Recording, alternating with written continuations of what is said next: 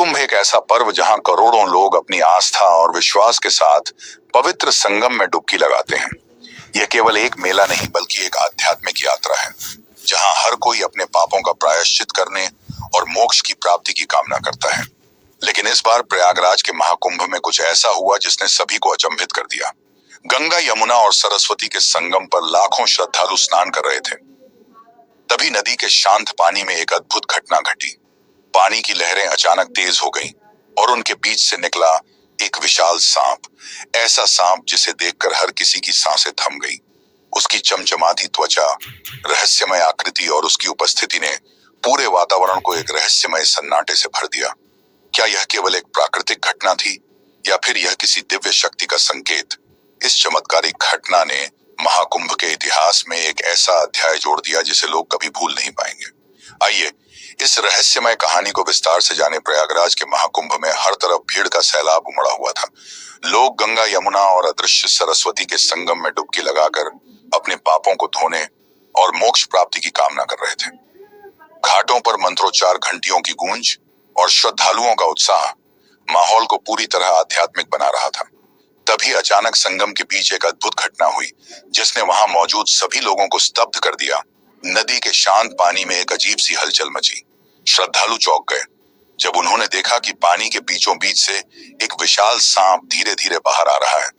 उस सांप की लंबाई करीब 20 फीट थी। उसकी त्वचा पर अजीबोगरीब चमक थी जो सूरज की रोशनी में और भी रहस्यमय लग रही थी। लेकिन सबसे हैरान कर देने वाली बात यह थी कि सांप के शरीर पर गंगा, यमुना और सरस्वती जैसी धाराओं की आकृतियां उभरी हुई थी। यह दृश्य इतना अद्भुत था कि वहां मौजूद सभी लोग अपनी जगह पर थम गए। लोगों के बीच खुसर पुसर शुरू हो गई। कोई कह रहा था यह शेषनाग है, भगवान विष्णु का वाहन। यह चमत्कार है तो कोई इसे प्रकृति का दुर्लभ दृश्य मान रहा था। कुछ श्रद्धालु हाथ जोड़कर प्रार्थना करने लगे तो कुछ इसे अपने फोन में रिकॉर्ड करने लगे। सांप शांत था, उसने किसी को नुकसान नहीं पहुंचाया। वह धीरे धीरे संगम के पवित्र जल में तैरता रहा।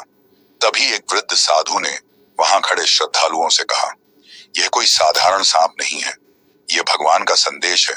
शायद यह हमें चेतावनी दे रहा है कि हमें प्रकृति का सम्मान करना चाहिए। भीड़ इस अद्भुत दृश्य को देख मंत्रमुग्ध हो गई। सांप कुछ देर तक संगम के पानी में रहा और फिर धीरे धीरे गहरे पानी में गायब हो गया। इस घटना ने पूरे महाकुंभ को एक नई दिशा दे दी।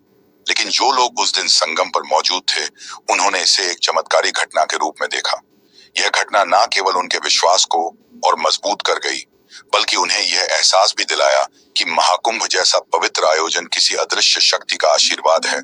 इस घटना ने महाकुंभ को हमेशा के लिए यादगार बना दिया। लोग आज भी इसे अपनी बातों और कहानियों में साझा करते हैं। यह घटना हमें याद दिलाती है कि प्रकृति और ईश्वर की लीला कभी कभी हमारी समझ से परे होती है। महाकुंभ का यह दिन इतिहास में हमेशा याद रखा जाएगा।